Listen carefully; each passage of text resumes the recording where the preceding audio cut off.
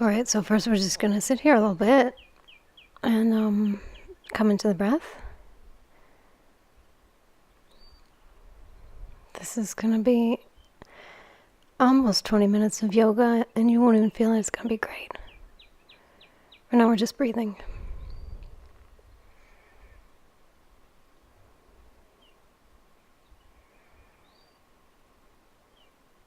I mean, you will feel it. That's the thing, you will feel it. And it will feel great.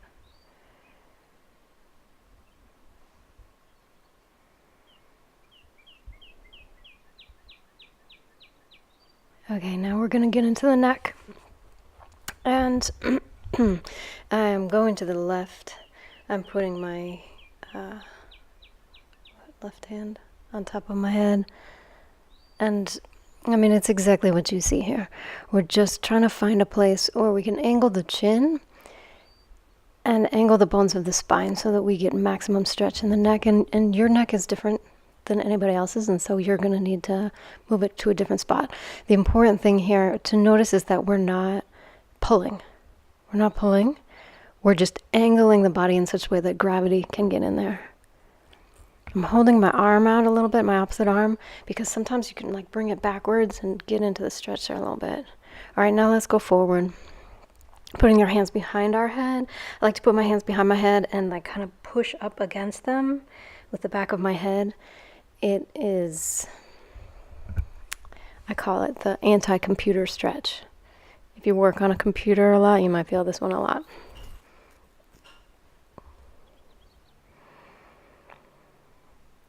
Staying with your deep breath. These intervals that we're doing are 45 seconds each. They're going to be 6 to 8 really long breaths each.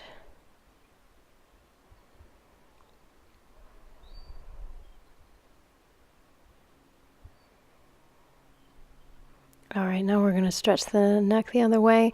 And you know, I didn't tell you in very much detail exactly how to do this because I really just need you to figure it out. It's everybody's bones are different and everybody's muscles are different and everybody's going to hold this a little different. The best way to do yoga is to arrange yourself into a version of the pose that is genuinely comfortable on your body. And then you'll start to feel release. Okay? It's not about what it looks like, it's about what it feels like. Always keep yourself safe.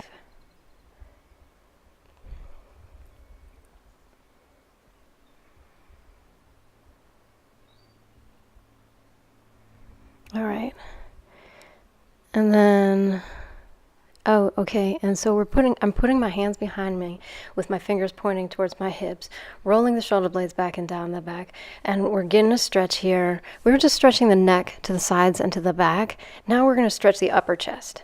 I'm rolling the shoulder blades back and down the back and like feeling a stretch around the clavicle area. Maybe up into the bottom of the throat area. Maybe into the middle of the chest. Really just opening the heart. This one's called basking pose. It's supposed to feel really good. So arrange your arms so that they feel like they're supporting you and you do feel good. All yoga is supposed to feel good. All right, maybe not this one though. Okay, so we're gonna pick up our hips and our fingers are still pointing towards our feet. You can't really see this in the picture. Upward tabletop. Picking up the hips is the one where you look like a table. Upside down. And this is it's a little bit of work. There's like 3 different points in this little 20-minute thing where we're going to work a little bit. This is maybe one of them. For me, I love this pose because it really feels like a big shoulder stretch. I love the shoulder stretch here. But yeah, we are doing work in order to keep the torso up in the air. And if you ever feel like putting your hips back down on the ground, go ahead. Put your hips on the ground. It's fine. Okay, I just put my hips on the ground. Now we're going to go into a bridge, which is really such a closely related pose. We've got our feet the same way they were for the upward table. Our feet just planted on the ground. We're rolling our shoulder blades back and down the back. We've got our back of our head on the ground, our shoulders on the ground, rolling the shoulder blades back and down the back. I like to grab my hands underneath me, and I'm just opening the heart. We were doing a heart opener a second ago, and we were doing that basking pose. And now we're getting from the middle of the chest down to the lower part of the chest and into the abdomen. Opening the heart that way. and of course the spine.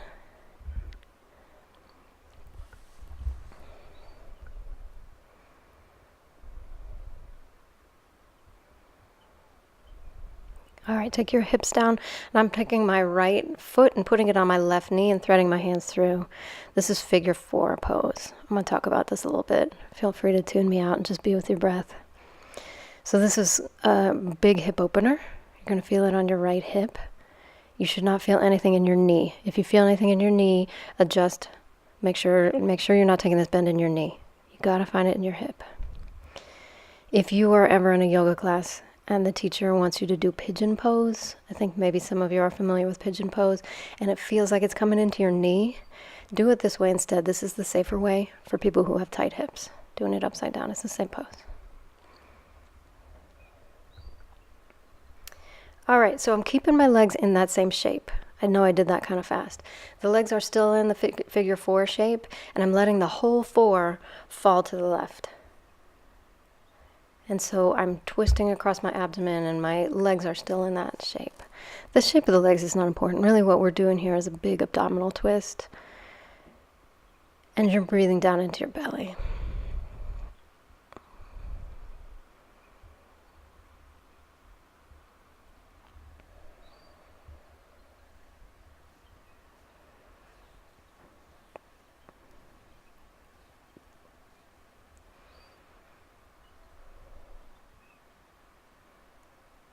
All right, come back up from that. Take your hands to the insides of the thighs and the outsides of the shins. This is happy baby pose. It's a groin stretch. Breathing deeply.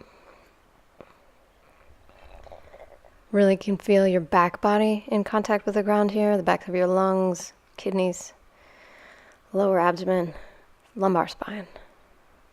Sense your breath there.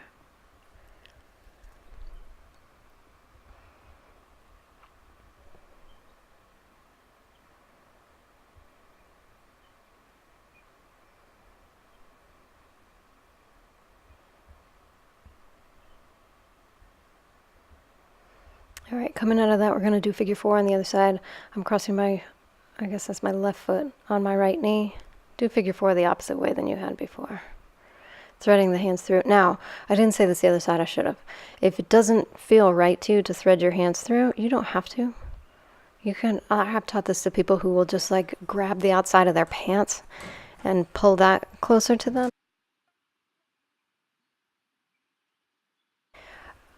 The idea is to be doing a hip stretch that's not uncomfortable to you.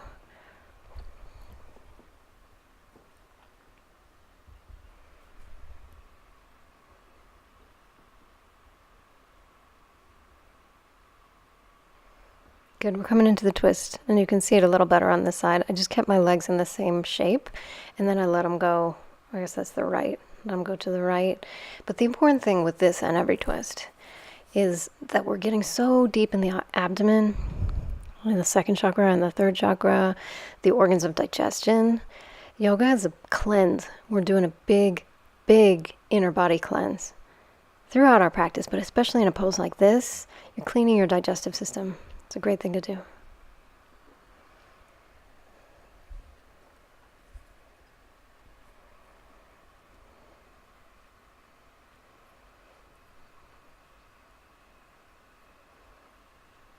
All right, come up from that.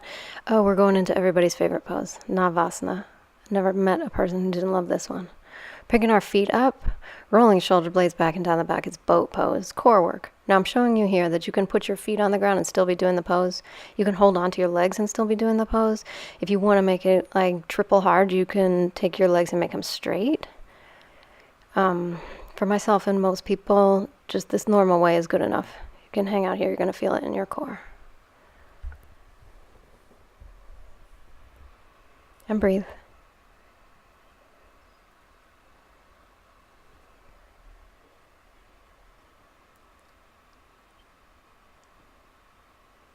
Okay, come down from that. And we're going to move into JANU SIRSASANA. This is a one-legged forward bend. I've got my right foot tucked into my left thigh. I'm moving my belly in the direction of that straight leg, the left leg, and I'm like kind of laying myself down over it It's so nice. It's such a good pose. It's a hip opener on the leg that's bent and a hamstring opener on the leg that's straight. It's super nice.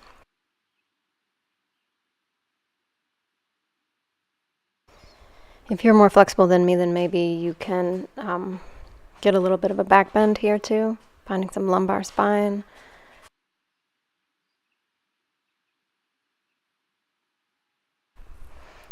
All right, come up from that, and then we're going to move it into a twist. Did you see I put my right foot to the outside of my left thigh, and now I'm twisting with the pose. I'm twisting to the left, hooking my arm to the outside of that knee, to the inside of that knee, turning with the pose. We're going to do this twist in 2 different directions. And again, as with all twists, this is digestive, 2nd and 3rd chakra, abdominal stuff. Breathe into your belly.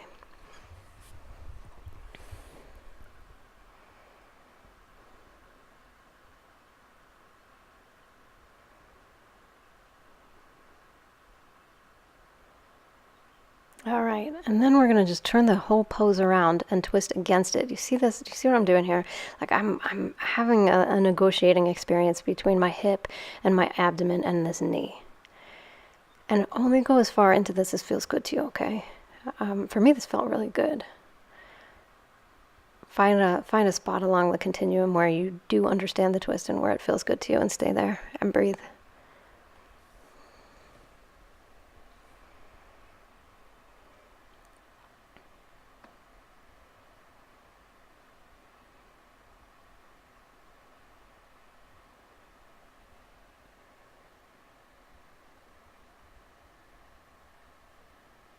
All right, release out of that. And now we're going to do just a regular forward bend. I'm pulling my hip flesh back. I'm leaning my body down over my thighs. I don't have tons of hamstring flexibility, and so I am not one of those people who can just lay my forehead down on my shins. One day I will be. But right now I hang out here like this, breathing down into the hamstrings, releasing the hips, releasing the calves. Maybe trying to have some thoughts about that lumbar spine. When we get good at yoga, we are able to release the lumbar spine even as we're bending forwards, doing like a tiny back bend even as we're going forward. And I'm not doing it here, but maybe you are. All right, come out of that. We're going to bend the left leg this time, tucking the left foot into the right thigh, and then come over that right leg, which is now extended, for your one-legged forward bend, JANU SIRSASANA. JANU SIRSASANA actually means head to knee, but we're not trying to get our head to our knee. Pretty much anybody could get their head on their knee, but that would mean rounding the spine, and that's kind of the opposite of what we're trying to do. We're trying to stretch the spine out, so really we're going for more like a chin to shin pose someday.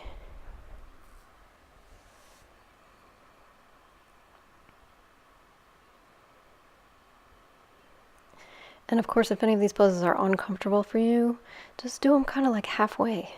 You don't have to get all the way in. All right, we're going to bend that leg, that left leg, and put it across the right leg and twist with it. We're twisting in the direction of the twist. It's nice. It feels good. Breathing into the abdomen.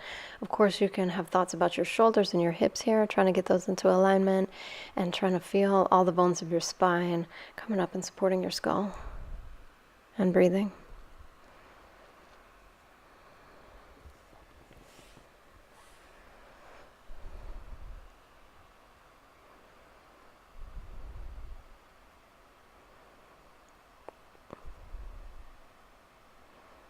Okay, and then we're going to twist with it. I'm hooking my elbow onto my knee to kind of like winch myself in a little more. That feels good to me. If it doesn't feel good to you, don't do it. One of the hardest things about yoga, and this is something that we deal with even as we get into advanced levels of yoga, is learning to let go of the ego and not do things because we think we should. And instead really listen to the body and do what the body actually wants. That's hard to do.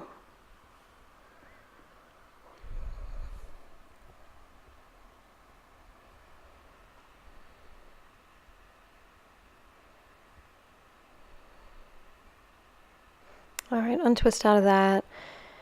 Come back to a cross-legged. Maybe cross your legs the other way than you had them last time. And we're going to just do neck rolls. We're inhaling our neck to one side, our head to one side, that is, and then exhaling it forward and inhaling to the other side. This should feel really great.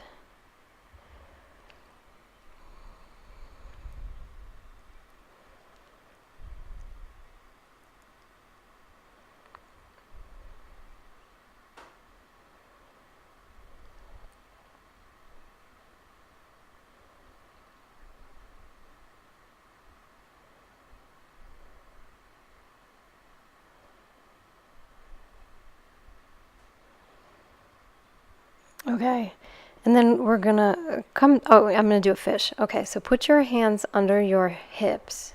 Your legs are straight, your elbows on the ground. You're rolling your shoulder blades back and down the back. Now, my head is back here, but I want to tell you that you can keep your head up and still be doing this pose, okay? If you work on a computer, if you have head or neck issues and it feels bad to let your head go all the way back, don't let it go all the way back. Keep it up, okay? What we're mostly doing here is a heart opener, opening the upper chest. You're rolling your shoulder blades back and down the back and feeling an opening in your upper chest. That's the main thing. If it feels like your throat is ready to go back, then you can let it, but don't hurt yourself. Good. All right. Come out of that in a way that feels graceful and in integrity with your body, and lay your whole self down. Coming into Shavasana. And this is not a full Shavasana. We're just going to do it for 45 seconds. But during this time, come back into your breath. We're just going to lie here.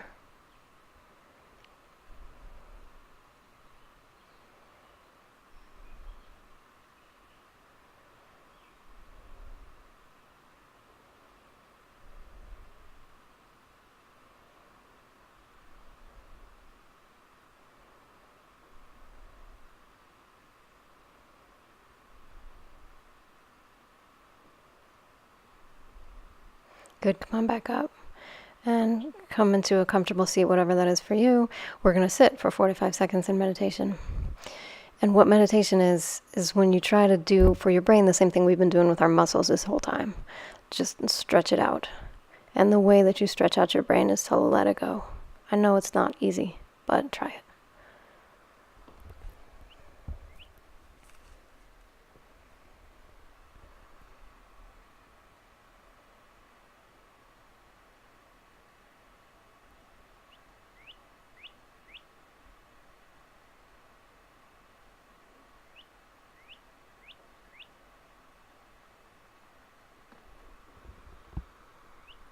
Okay, take your hands to your heart. That was a beautiful practice. Namaste.